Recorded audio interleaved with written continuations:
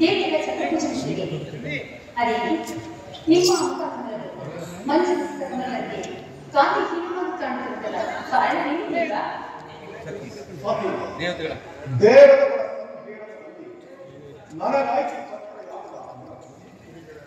ನನ್ನ ಸ್ವಾಭೋಧಕ ಪ್ರಸಾದದಿಂದ ಧನ್ಯರಾದ ಅಂಗ ಪಕ್ಷದಲ್ಲಿ ಆ ಪುಣ್ಯ ಪುರುಷರ ಮಧ್ಯದಲ್ಲಿ ಆ ದುರಂತದ ದುರ್ಗತಿಯನ್ನು ಕೇಳಿದೆ ನನ್ನ ಮನಸ್ಸು ಮಾತಿನ ಮಹಾದೇವ ಅದನ್ನು ವಿಚಾರಿಸುವುದು ನಂದೀಶ್ವರ ನೀ ಹೇಳು ಶರವಣದಿಂದ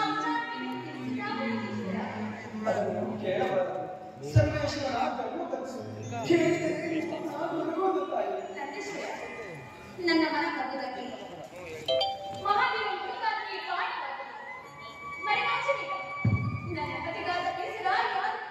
ತಿಳಿಸುವುದು ಹಾಗೆ ಸತ್ಯ ಅರಸನ ಅನಂತವಾದ ಮತ್ತು ಕಾಂತಿಗೊಂಡಿದೆ ರೇಣುತ್ತಾರೆ ಸರ್ವೇಶ್ವರ ಕೈ ಕಂಪನಕ್ಕೆ ಕನ್ನಡಿಗೆ ಪತಿಯ ಮುಖವನ್ನು ನೋಡ್ತಿದ್ರೆ ನನಗೆ ಮರುಕ ಉಂಟಾಗುತ್ತದೆ ಈ ನಾಯಿಗೆ ಹೇಳಬಾರ್ದು ದೇವಿ ಸೂರ್ಯನ ಕಿರಣವನ್ನು ಸೋಕಿದ್ರೆ ಕ್ಷಣ ಮಾತ್ರದಲ್ಲಿ ಮುಂದಿನ ಅಡಿಗಳು ಮುಗಿಸಿದ್ರೆ ತಾವರೆಗೆ ಬಂದರೆ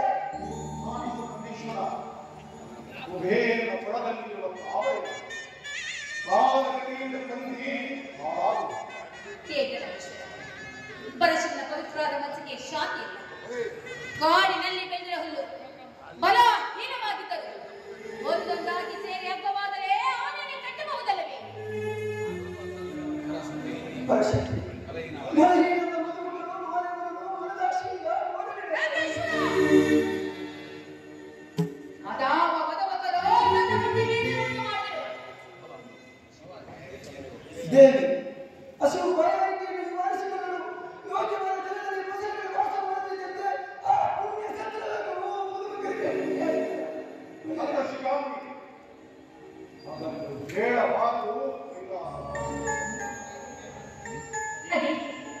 ಅದೇ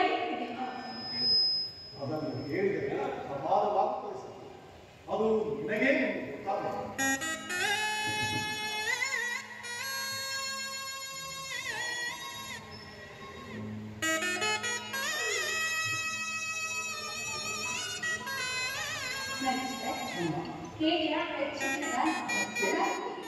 ಕೇಳಿದ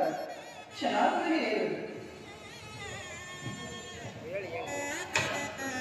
ಅಮ್ಮ ಅಮ್ಮ ಅವರೇ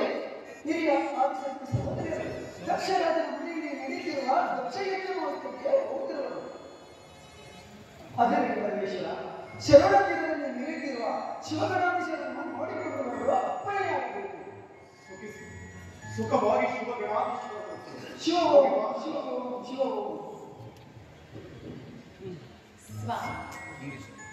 ನಂದೀಶ್ವರನ ಮಾತು ಕೇಳಿದ್ದೀವ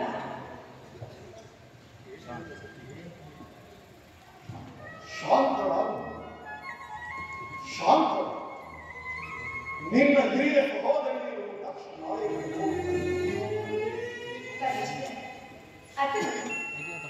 ಆ ಗಗನಮಾರ್ಗದಲ್ಲಿ ಸುಂದರವಾದ ವಿಮಾನದಲ್ಲಿ ಅನೇಕ ಗಂಧಜರಾಗಿ ಸುರಗಿನ ಗೀತೆಗಳನ್ನು ಆಡ್ತಾ ಸಾಲು ಸಾಲಾಗಿ ಗಚ್ಚಮುಖದಲ್ಲಿ ಹೋಗುತ್ತಿದ್ದರು ನೀನು ಆ ಸಂಭ್ರಮವನ್ನು ನೋಡುವ ಅಗತ್ಯವಿಲ್ಲ ಪರಮೇಶ್ವರ ನಮಗೋಸ್ಕರವಾಗಿ ದೇವಲೋಕದ ಬಳಿಯಲ್ಲಿ ಕಾಣದಿಂದ ಕಲ್ಯಾಣ ಮಂಟಪವನ್ನು ರಚಿಸಿದರು ನನ್ನ ತಂದೆ ಲಕ್ಷ್ಮೀದೇವ ಆರ್ನಮಂಗಲರು ನಾನಲ್ಲೇ ಸ್ವಾಮಿ ಅದಾರಿ ತಿಳಿಯುತ್ತದೆ ನಾನು ದಕ್ಷಕನ ಮಗ ನನಗೆಲ್ಲಿಂದ ಬರಬೇಕು ಈ ಶಾಂತಿ ಅಲ್ಲಿ ಹೋಗುತ್ತಿರುವ ನಾನು ನೋಡ್ತೀನಿ ಕೂಡ ತಂದೆಯವರಿಗೆ ಮೋಸ್ಕೊಂಡು ನೋಡಲಾರ್ದು ನಿಂತುವ ಭೂತೇಶ್ವರಿ ಕಾಗೆಗಳ ಮಧ್ಯದಲ್ಲಿ ಬೆಳೆದ ಕೋಗಿಲೆ ಕಾಗೆಗಳ ಮನೆಯಾಗಿದ್ದರೆ ಆ ಕೋಗಿಲೆಯನ್ನು ಕಾಗೆಗಳು ಕೊಲ್ಲುತ್ತಿರಲಿಲ್ಲ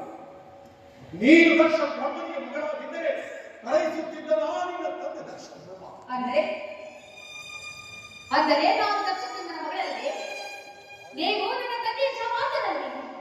ಮಂಗಳ ನೀನು ದಕ್ಷ ಬ್ರಹ್ಮನಿಗೆ ಮಗಳು ಅಲ್ಲ ನಾವು ಯಾವಾಗಲೂ ಈಶ್ವರ, ನನಗೆ ಸಂತೋಷ ಉಂಟು. ಗುರು ಮಂದಿರಕ್ಕೆ, ದೇವ ಮಂದಿರಕ್ಕೆ, ಪಿತೃ ಮಂದಿರಕ್ಕೆ ಯಾರು ಕೆಲಸಗಳಿಗೆ ಹೋಗಬೇಕಿದ್ದು ನೀವೇ ನನಗೆ ಎಷ್ಟು ಬಾರಿ ಹೇಳ್ತಿದ್ದೀರಿ? ಹೌದು, ಹೇಳಿ. ಅವನೋರ್ವ ಪಾಲಿಸದ ಕಾಡಿನಲ್ಲಿರುವ ದುಷ್ಟ ಮೃಗಗಳಿಗೊಂದು ಶಾಪ, ಉದ್ದದಲ್ಲಿ ವಾಸ ಮಾಡುವ ಸರ್ಪಗಳಿಗೊಂದು ಶಾಪ. ಆದರೆ ನಿಮ್ಮೊಬ್ಬ ದಕ್ಷ ಬ್ರಹ್ಮನಿಗಿಲ್ಲ. ಅಪ್ಪನ ವಿಷಯದಲ್ಲಿ ಇಷ್ಟೊಂದು ಶಾಂತಿಯಿಂದ ಮಾತನಾಡುತ್ತಿದ್ದೀರಿ. ಮಾತನಾಡಬೇಕಾದ ಸಂಭವ ಉಂಟು, ಮಾತನಾಡುತ್ತಿರುವ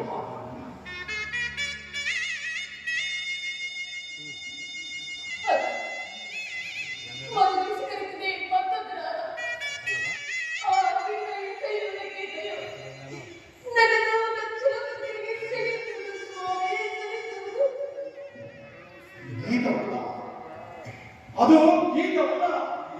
ಈ ಮಾತನ್ನು ಸುತ್ತು ಬಿಟ್ಟು ಹೇಳಿದ್ದೇವೆ.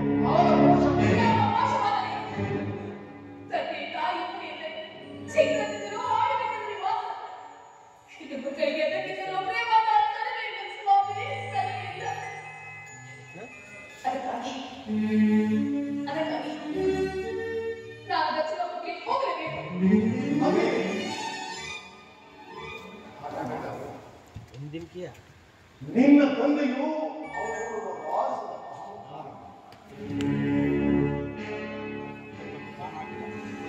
ತಾನು ಹಾಕಿದ ಮೊಟ್ಟೆಯನ್ನು